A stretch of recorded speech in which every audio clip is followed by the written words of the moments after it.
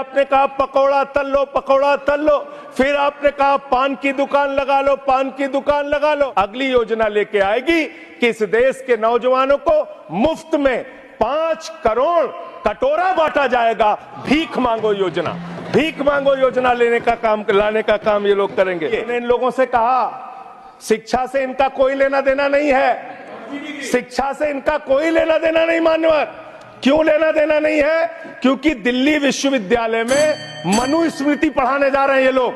मनुस्मृति पढ़ाएंगे कि दलितों के, पिछड़ों के, जिनको आप शूद्र कहते हैं, आप शूद्र कहते हैं, अगर वो श्लोक सुन लेंगे तो उनके कान में पारा आप कैसे डालेंगे, ये पढ़ाई आप कराने जा रहे हैं। अरे अभी हमको जेल में भेजा है, कल तुमको जेल में आना है, तुम सबको जेल में आना है। अभी 240 पे पहुंचे हो, कल 24 पे पहुंचोगे, इसके बाद 2 पे भी आओगे। आप कहते हैं आप दुनिया की 5वीं बड़ी अर्थव्यवस्था है, 5वीं बड़ी अर्थव्यवस्था है। अरे ये तो सच्चाई बताइए कि ये 5वीं बड़ी अर्थव्यवस्था किसके लिए है?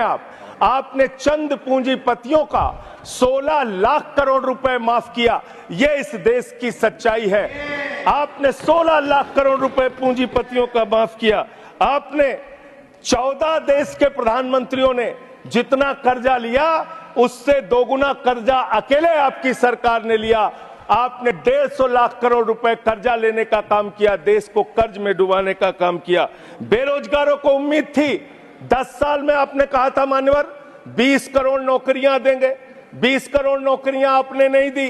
फिर नौजवानों ने कहा नौकरी दो, नौकरी दो। फिर आपने कहा पकौड़ा तल लो, फिर आपने कहा पान की दुकान लगा लो, पान की दुकान लगा लो।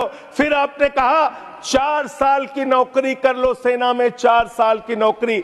मैं मान्यवर आपके माध्यम से भारत के प्रधानमंत्री से बड़ी विनम्रता पूर्वक पूछना चाहता हूं, देश के प्रधानमंत्री को 73 साल की उम्र में तीसरी बार प्रधानमंत्री बनना है, लेकिन किसान का बेटा नौजवान सेना में 4 साल की नौकरी करेगा, ये भेदभाव क्यों है? मैं पूछना चाहता हूं। आज अब मुझे लगता है एक ही योजना बाकी रह गई है मान्यवर, वो योजना है कि हमारी भारत की सरकार, आदरणीय नरेंद्र मोदी जी की सरकार अगली योजना लेके आएगी कि इस देश के नौजवानों को मुफ्त में 5 करोड़ कटोरा बांटा जाएगा। भीख मांगो योजना, भीख मांगो योजना लाने का काम ये लोग करेंगे।